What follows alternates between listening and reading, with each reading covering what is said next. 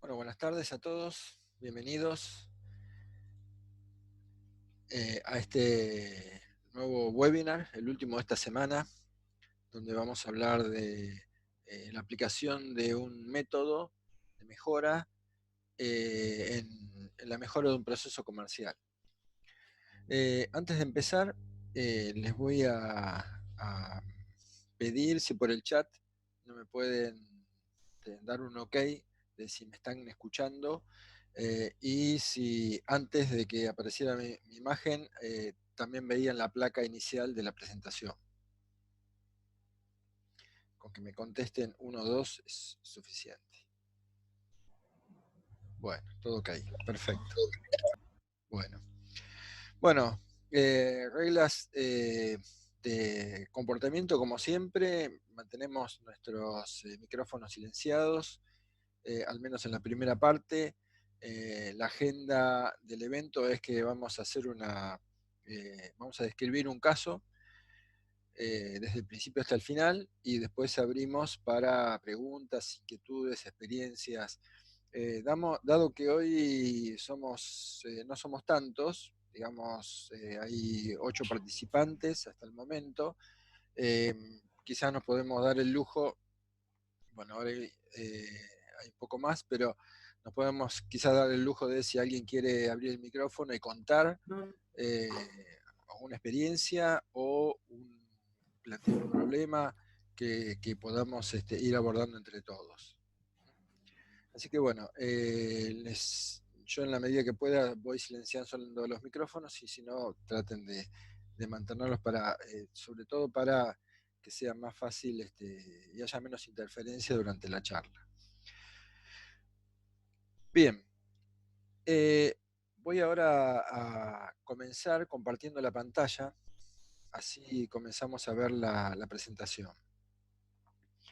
Les aclaro, mientras tanto, mientras empezamos y me mandan ok si ven la placa de la presentación, les aclaro como siempre que esta presentación está en LinkedIn, en mi perfil de LinkedIn, en destacados la pueden encontrar y también la pueden bajar en la página institucional de LinkedIn, de la empresa, de HLT Network, la consultora de la cual soy socio junto con Constancia y Belén.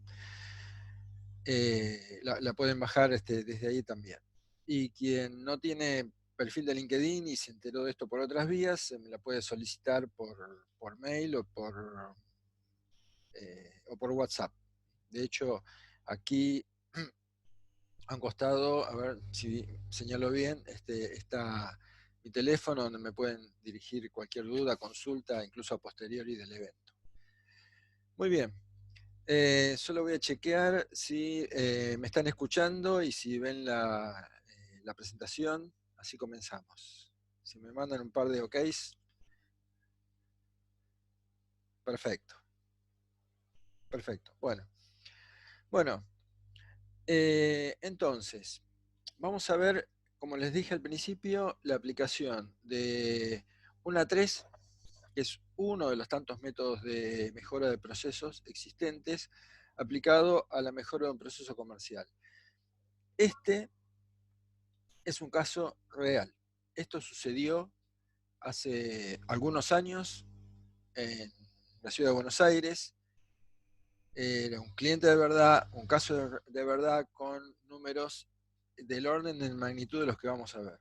El caso está, digamos, maquillado, por así decirlo, para no revelar la fuente de los datos, pero me pareció muy interesante traerlo aquí, sin, poniéndolo en otro entorno de negocios, para que se entienda cuál es la esencia de la investigación que se hizo y cómo algo que generalmente se dice acerca de que estos métodos de mejora son aplicables a empresas de manufactura, son aplicables a servicios, como vimos en el webinar de ayer, o incluso a procesos comerciales, netamente comerciales, como vamos a ver hoy. Bien, entonces, vamos hacia adelante. ¿Cuál es el problema? Bueno, el problema es el siguiente. Estamos con una cadena de locales de venta minorista. Es una cadena de 40 locales en la ciudad de Buenos Aires. Y el problema es la baja rentabilidad de la cadena en su conjunto.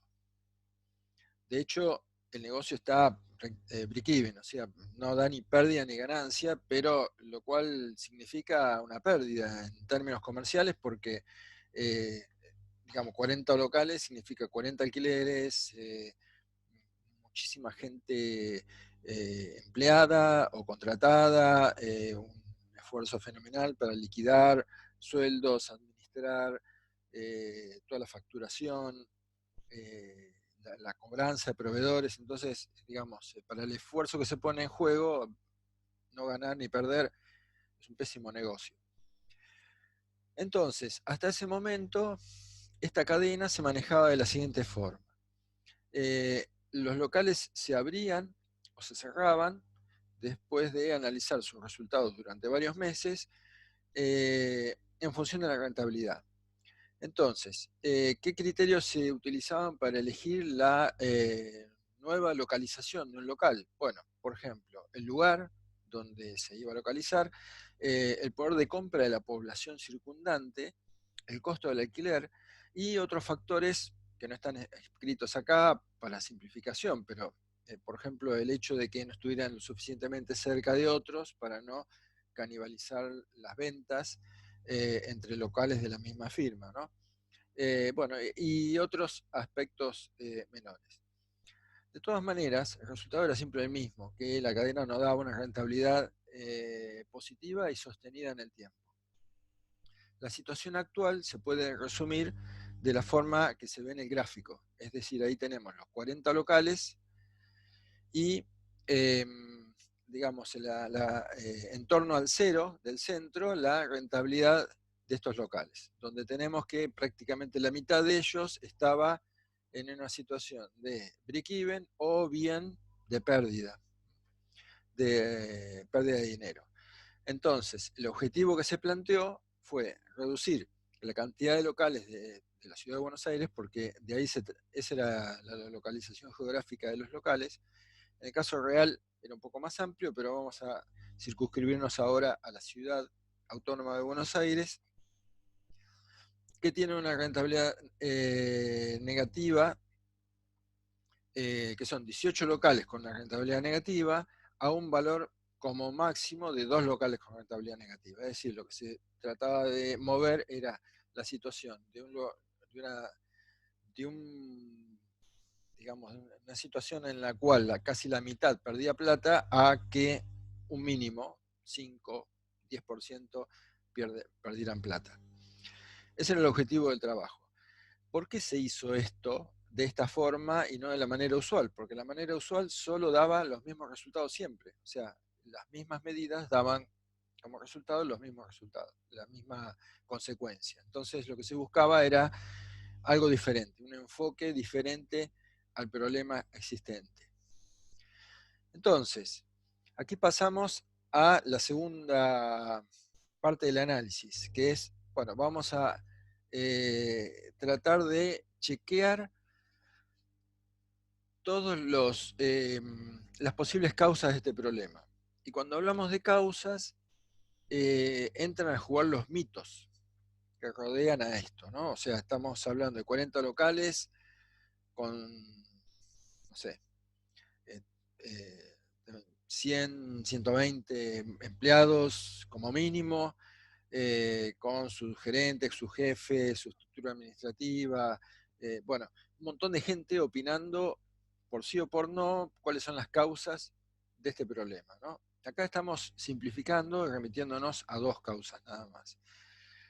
La primera era un mito, y es que zonas de la ciudad con un poder adquisitivo alto en la población circundante daban más rentabilidad que otras zonas menos favorecidas.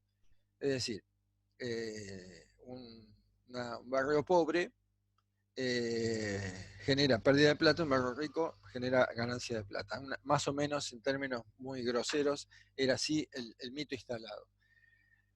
Bueno, la forma de chequear los mitos es con datos. Entonces, los datos se estudiaron con la técnica del box plot, que no me voy a extender demasiado acá en la explicación, pero la técnica del box plot es que los datos disponibles, por ejemplo acá datos de rentabilidad de todos los locales agrupados por zona de la capital, se agrupan en estos diagramas de cajas, ¿no? Entonces, por ejemplo, todos los datos de rentabilidad de un año para atrás de la zona de Belgrano, de todos los locales de la zona de Belgrano están en esta caja, todos los de Lugano en esta caja, los de Devoto en esta caja y así siguiendo. Entonces, lo que me dice esto es cómo se distribuyen los datos de rentabilidad en torno al cero, que está acá, en cada una de las zonas de la ciudad. Entonces, acá aparecen a cuestionarse estos mitos. Por ejemplo, bueno, no hice un relevamiento de cuál es el origen de quienes están participando, pero a ver, podríamos hacerlo. Si me dicen en el chat, por ejemplo, de dónde son, de qué parte de la Argentina o de qué lugar del mundo son.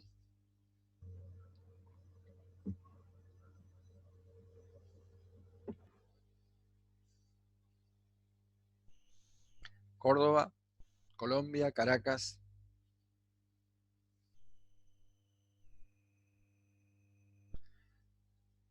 Campana, Buenos Aires, Necochea, Costa Atlántica. Bien. El Salvador, Centroamérica. Bien. Para quien no ha estado nunca o no conoce Buenos Aires, vamos a decir que Caballito, por ejemplo, que es la cuarta caja que vemos en el gráfico, es una zona de clase media, típicamente de clase media muy populosa. Podría estar confirmando el mito de que, bueno, es una zona con un poder adquisitivo acorde con una rentabilidad alta de sus locales. Pero esto no se verifica, por ejemplo, en Belgrano, que también es una zona de similares características, quizás hasta podríamos decir de poder adquisitivo más alto, y esa zona está break-even. Entonces, ¿cómo puede ser? Por otro lado, Pompeya, por ejemplo, el quinto gráfico, es una zona que, digamos, no es de una clase, digamos, tan acomodada como la de Caballito, la de Belgrano, es una clase media normal y sin embargo tiene una rentabilidad levemente positiva. Devoto es un barrio residencial y sin embargo tiene rentabilidad negativa. Entonces no se demuestra claramente este efecto. Entonces, dicho en forma científica, ante la hipótesis de que en barrios de clase media la rentabilidad es mayor que en área de poder adquisitivo medio o bajo, el resultado es falso. No se puede verificar eso. Bueno, Bien. me voy a ver esto. Después limpio. Después limpio. Deja todo así. Ahí está. Silenciamos los micrófonos. Bueno, entonces, estamos derribando un mito. Y así con otros mitos que se pueden ir derribando. La forma de derribar un mito o confirmarlo es plantear una hipótesis y después ver cuál es el resultado. Si el resultado es verdadero, o sea, se confirma la hipótesis o si es falso. En el gráfico inferior estamos haciendo un análisis de rentabilidad por tipo de producto. Entonces, los productos se clasificaban en, digamos, categoría low, estándar o premium, según digamos, la posición, el posicionamiento en el mercado, ¿no? Por ejemplo, premium, productos de muy alto valor, de alto margen de ganancia, bajo volumen. Low, todo lo contrario, alto volumen, pero muy baja rentabilidad. Y estándar, una calidad intermedia. Acá la hipótesis es que, la venta de productos de bajo volumen y alta rentabilidad, que son los premium, apalanca la rentabilidad independientemente del volumen. Y acá lo que se ve es que esa hipótesis sí se verifica. Es decir, que nosotros en locales que apalancan sus ventas con productos premium tienen una rentabilidad significativamente mayor que los que se apalancan con productos low. Entonces, otra vez, puesto en forma más científica, la hipótesis de que la venta de productos de bajo volumen y alta rentabilidad apalanca la rentabilidad es verdadera, o por lo menos la podemos sostener. Así, de esta forma, se puede ir demostrando una a una cada una de las hipótesis que surgen a partir de este análisis. Es más, estos gráficos se pueden a su vez chequear agrupando los datos de otras formas diferentes, ¿no? Entonces, para simplificar nos vamos a quedar con esta segunda y vamos a decir que la causa raíz es que la política de comisiones de la fuerza de venta impulsa a los vendedores a dar prioridad al volumen en vez de la rentabilidad. Y por eso nosotros tenemos incluso mucho más datos de venta de low que de premium. ¿Cómo llegamos desde el resultado del gráfico, que parece muy estadístico, a hablar de la política de comisiones? Porque, bueno, esto haciendo un poco de historia, lo que se encontró es que la política de comisiones de los vendedores databa de hacía muchísimos años, y entonces había digamos, todo el mundo prácticamente se había olvidado de la política de comisiones, incluso de cómo se había definido en algún momento, y los vendedores vendían por volumen, porque sabían que a mayor volumen, mayor comisión a fin de mes. Esto impulsaba lo que es más fácil vender, que es lo que tiene poco valor, digamos, ¿no? Entonces, de ahí pasamos al siguiente paso, que es, ¿cuál es la solución? Entonces, la solución, la pregunta es simplemente cambiar la política de comisiones? Porque cuando uno toca en cualquier negocio la política de comisiones, cuando uno toca la política de comisiones es un tema extremadamente sensible y se ponen en juego muchos mecanismos de múltiples orígenes, ¿no? Por ejemplo, está la persona que lo ve como un incentivo, pero está también la persona que lo ve como una amenaza, porque por más que uno con números demuestre que esa política de comisiones que se propone es más beneficiosa, lo saca de la zona de confort, porque esa persona está bien con lo que gana de comisiones y está bien con el esquema que viene manteniendo desde hace tanto tiempo. A su vez también provoca que el gerente se tenga que salir de la zona de confort porque, bueno, tiene que trabajar más, tiene que empezar a lidiar con los vendedores, los que están a favor, los que están en contra, los que no se sabe muy bien si lo entienden o no, etcétera, etcétera. Entonces, lo que necesitamos no es un cambio en la política de comisiones, sino es un cambio en el modelo de gestión comercial, que tiene que ver con una actividad de liderazgo. Entonces, como hablamos de liderazgo, ya hablamos de un proceso bastante más complejo que simplemente cambiar comisiones. Esto significa, ¿qué cosa? Significa que primero tendremos que comunicar objetivos y metas, por lo cual primero lo vamos a tener que definir.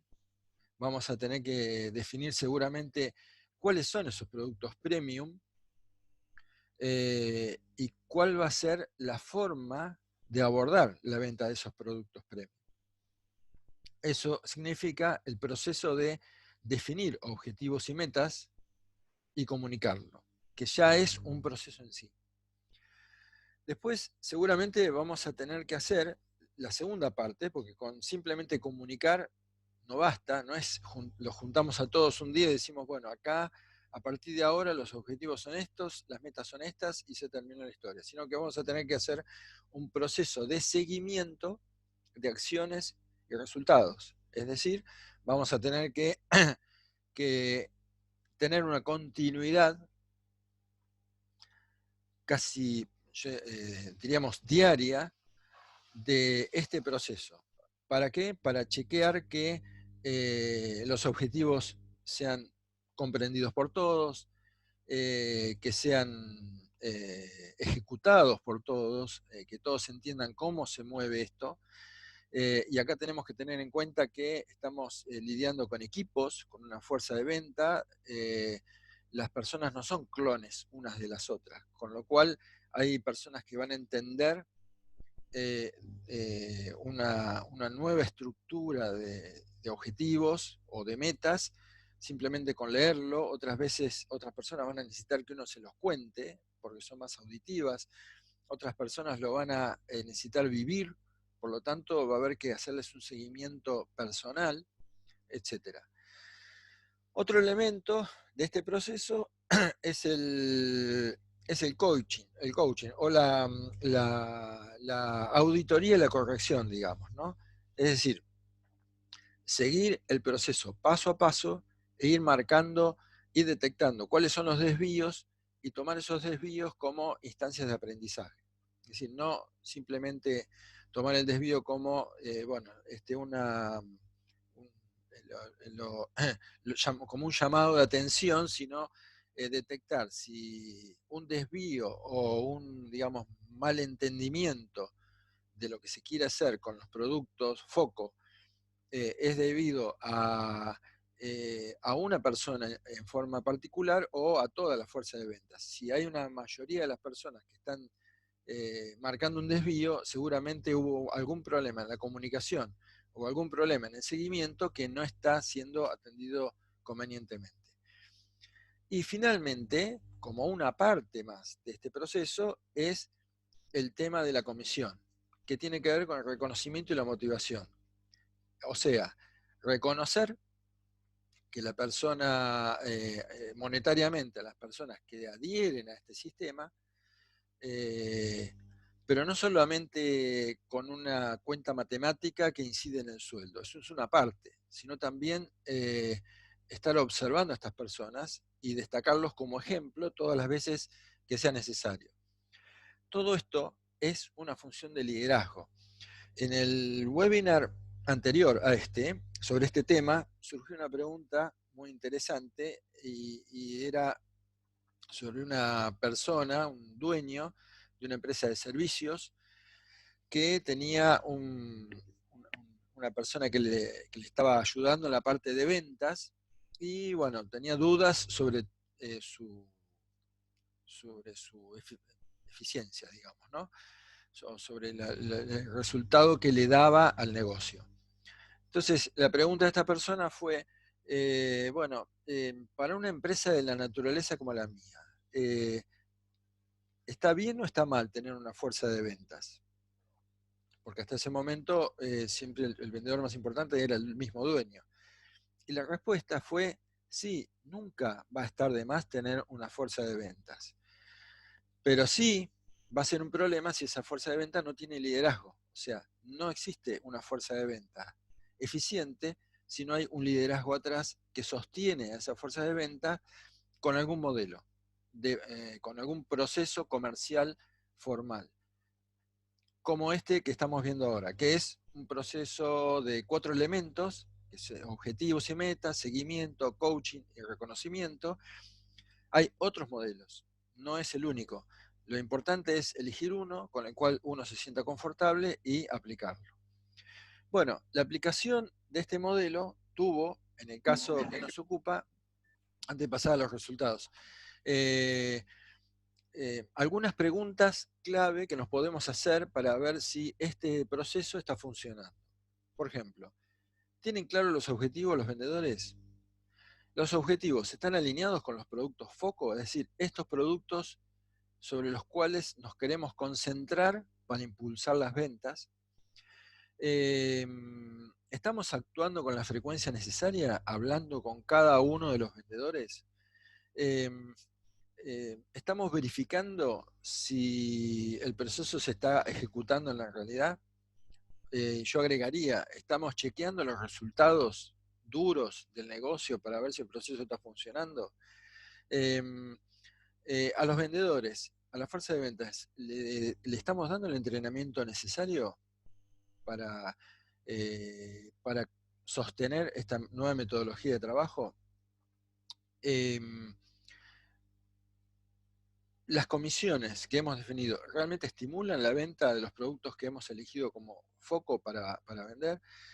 Y finalmente, quizá la más importante, que es si el líder está presente, que será el gerente del local o el encargado y más arriba el gerente de ventas, por ejemplo, de esta cadena de locales de venta minorista. Estos resultados, yo les dije que los números están un poco alterados para no revelar el origen, pero son absolutamente un fiel reflejo de del espíritu de lo que sucedió. El cliente pasó de una rentabilidad por local con un gráfico como el que muestra la parte izquierda, cero rentabilidad, 40%, 45% de los locales con rentabilidad negativa, a 2,2% de rentabilidad después de unos meses, no está tan mal, y locales con una rentabilidad negativa no más de un 7-8%. O sea, ahí tenemos el gráfico donde otra vez el concepto de tener gráficos del antes y el después, mostrar cómo nos iba antes, cómo nos va ahora. Es un gráfico que, independientemente de la forma o de la forma en la estructura con la cual está construido, cualquiera lo entiende y lo percibe. O sea, si es rentabilidad, todo lo que está por encima de cero es bueno, digamos, ¿no?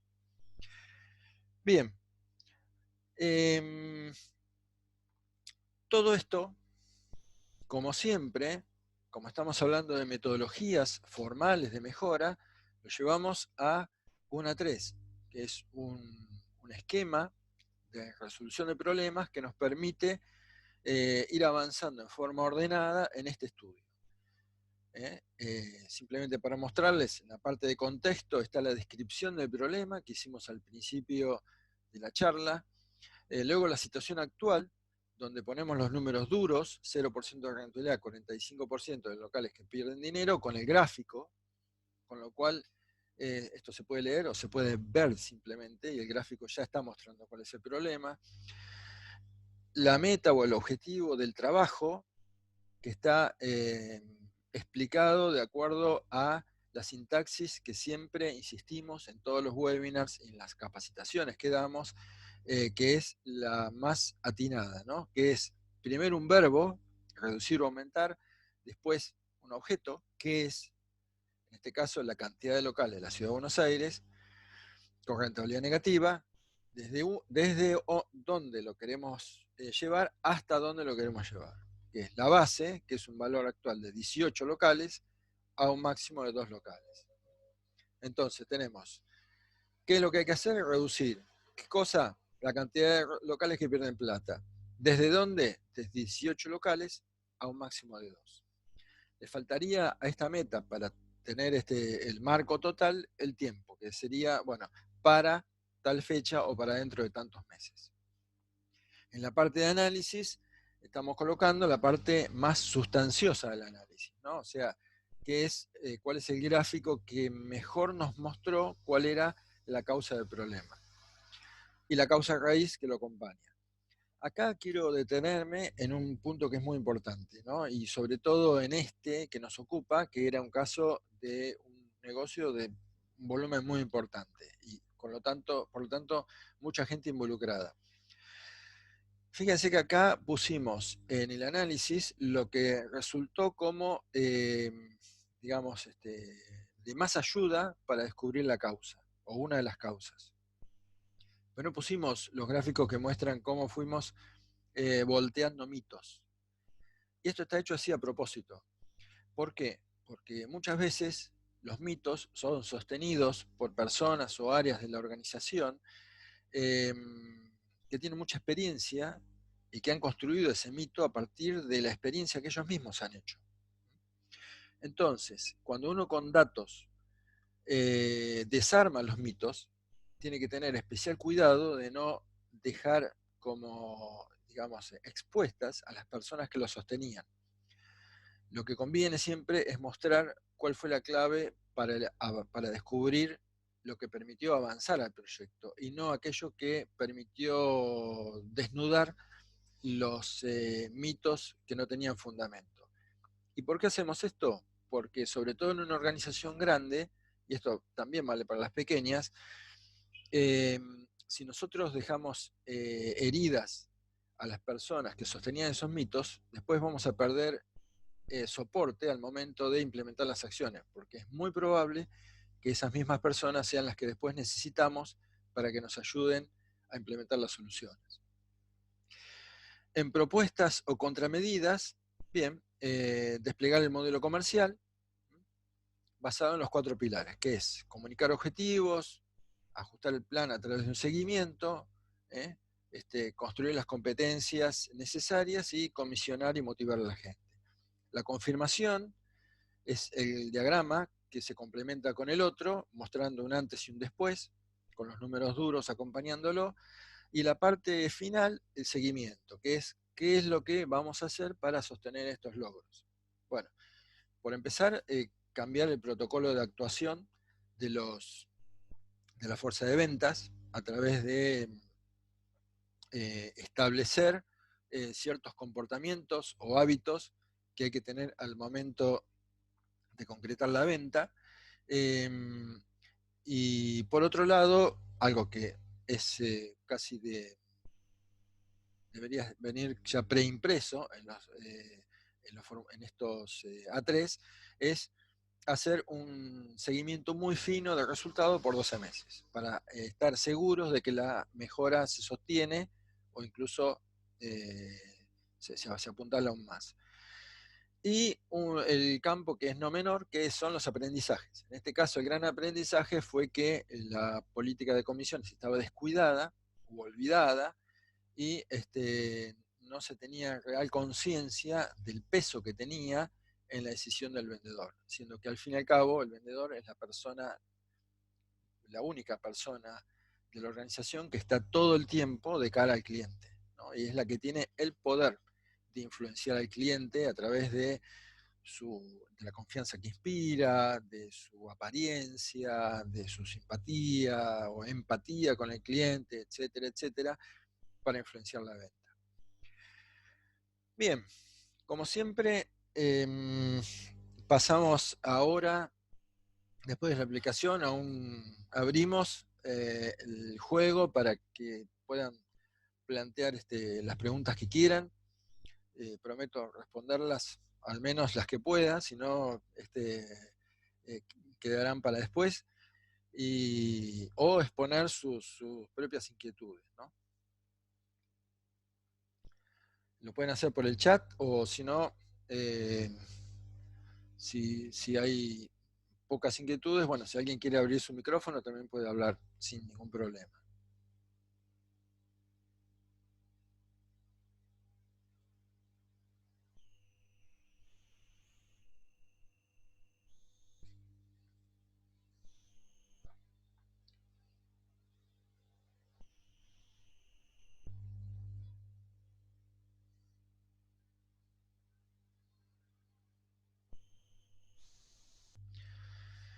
Una pregunta. La política de comisiones impulsaba a los vendedores a vender productos más de volumen que de rentabilidad. Y en el checklist, uno de los últimos ítems era asegurar que la política de comisiones impulsa la venta de los productos foco, que serían los de mayor rentabilidad. Entonces, al final, ¿hubo un cambio en la política de comisiones? Sí, hubo un cambio en la política de comisiones. O sea, se reformuló la política de comisiones. Se eligieron los productos foco, que eran aquellos que se quería impulsar, y se aplicaron porcentajes muy agresivos en esos productos. En realidad lo que se hizo fue hacer un piloto. Esto fue lo que se hizo.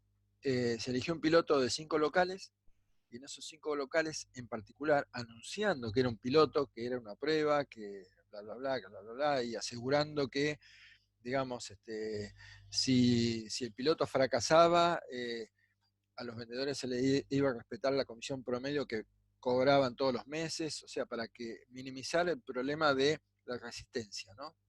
Entonces se les aseguró un mínimo por si la política fracasaba, y se ensayó una nueva política de comisiones que tenía un foco muy agresivo, muy agresivo en los productos foco. Y el resultado fue espectacular. O sea, después de un mes se decidió extender 2 meses más.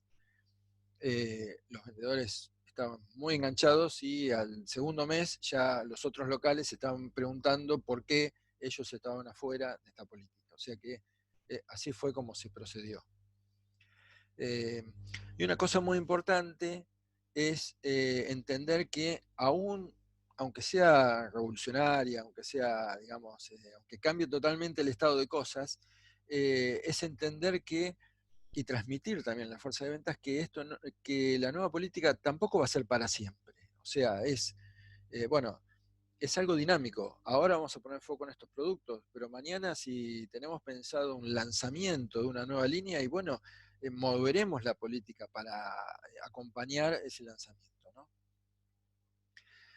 Al aplicar A3, ¿cómo podemos hacer para crear una buena hipótesis, ya que es el inicio de todo el método? Algunos tips que nos puedas dar.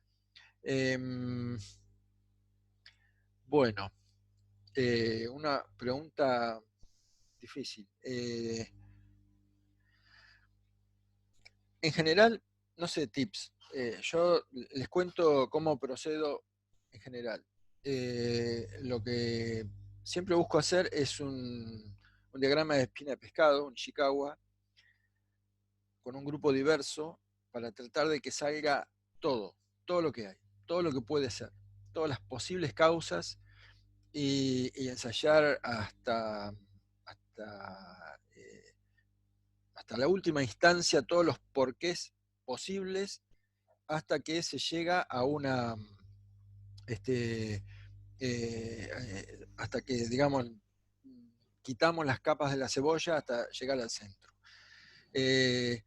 Y después nos quedamos con los extremos de esa espina de pescado, ¿no?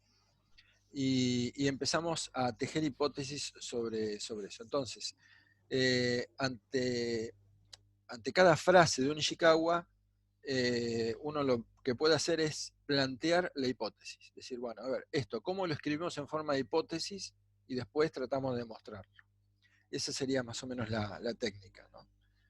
Pero, digamos, primero hacer una preselección de lo que vamos a testear.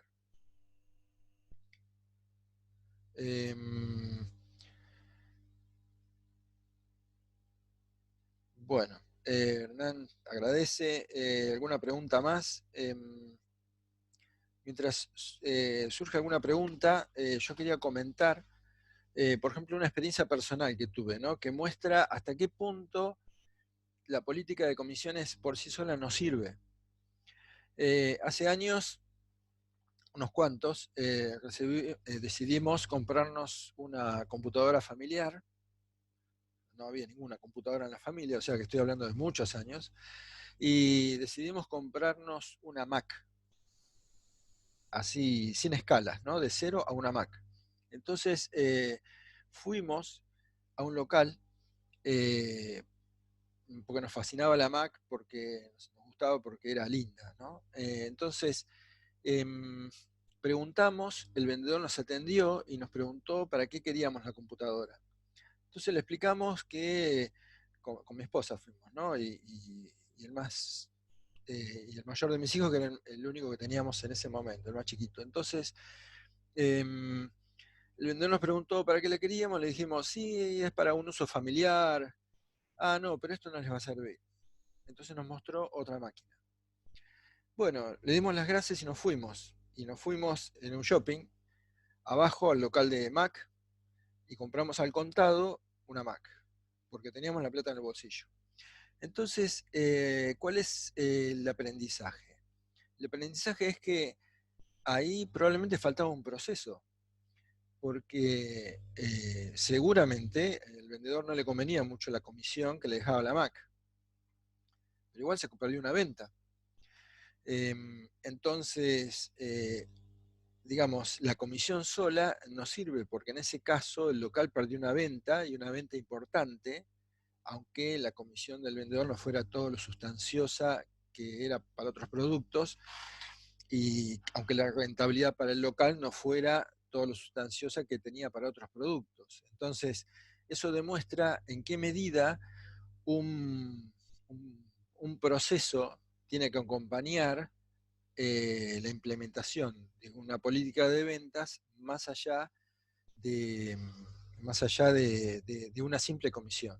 Por eso estamos mostrando un esquema de varios elementos, que pueden ser más elementos, hay muchos modelos, 5, 6, 8 elementos, no importa. Lo importante es que haya un modelo que mira el problema como un proceso desde varias perspectivas, ¿no? Y no solo atiende la comisión, sino la forma en que voy a tratar a los vendedores, cómo lo voy a seguir, cómo voy a seguir el proceso, cómo voy a instruir, cómo voy a entrenar, cómo voy a estar mirando permanentemente qué es lo que sucede en el local, si se trata de un local de ventas, ¿no? Por supuesto, estos son locales de venta minoristas, pero esto es aplicable a todo, ¿no? Así sean productos business to business, donde no hay un local y una exhibición para nada, ¿no? ¿Algún comentario más?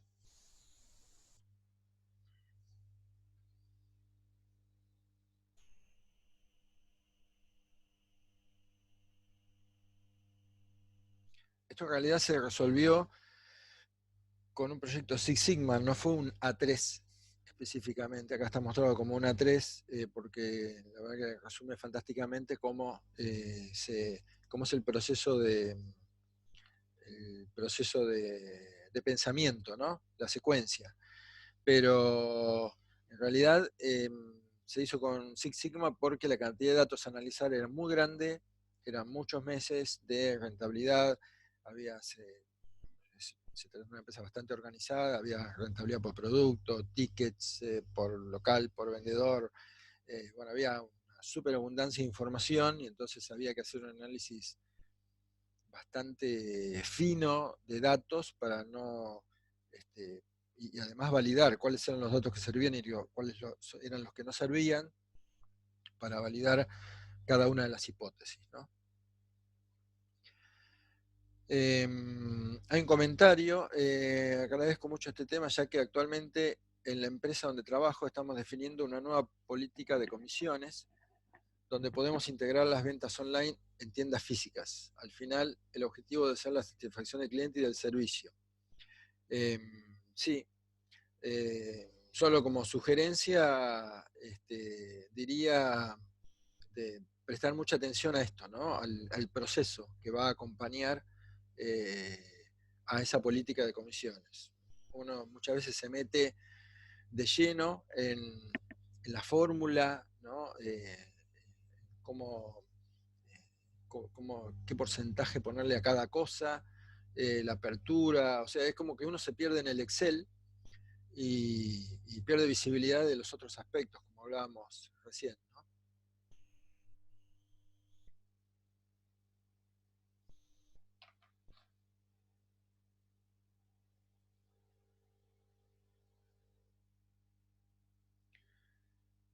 Bien. Comentario más.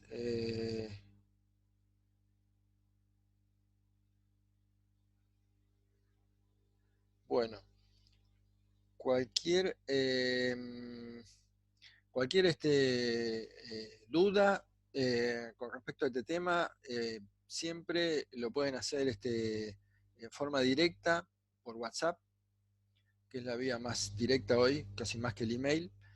El teléfono lo tienen acá, no, de este lado, en la pantalla, o por mensaje a través de mensaje privado de LinkedIn, eh, o por mail, también lo pueden encontrar en LinkedIn. Bien, si no hay más dudas, preguntas, nadie que quiera plantear algo, damos unos segundos más y si no, vamos cerrando este workshop. les recuerdo que en muy breve plazo, probablemente no sé, a fines de la semana próxima, estaremos organizando ya no un webinar sin cargo, sino un workshop de 2 horas y media sobre Value Stream Map, mapa de flujo de valor, que es un mapa del cual ya venimos hablando en sucesivos webinars y que permite mapear una organización de punta a punta, mostrando no solo los procesos que hay uno tras otro, sino cómo se agrega valor en forma secuencial en la organización. O sea, cómo un producto, desde un insumo básico, se convierte en un producto o servicio entregable para el cliente y cómo se le agrega valor a lo largo de esa cadena y cómo se pierde valor a lo largo de esa cadena. Es una herramienta fantástica para detectar oportunidades de mejora y de sacarle más jugo a los procesos. Eso lo vamos a estar haciendo a través del análisis de un caso, con discusión en línea, o sea, algo bien dinámico. Bueno, les agradezco muchísimo el hecho de haber participado, de haberse sumado, de haber escuchado atentamente. Agradezco las preguntas. Como siempre, quedo a disposición. Vamos a repetir estos webinars más adelante. También este webinar está siendo grabado, así que entre hoy y mañana la grabación va a estar disponible también en YouTube. Bueno, nada más, muchas gracias a todos. Yo me quedo unos minutos por si hay algún comentario más y bueno, que tengan todos, que terminen bien el día. Gracias.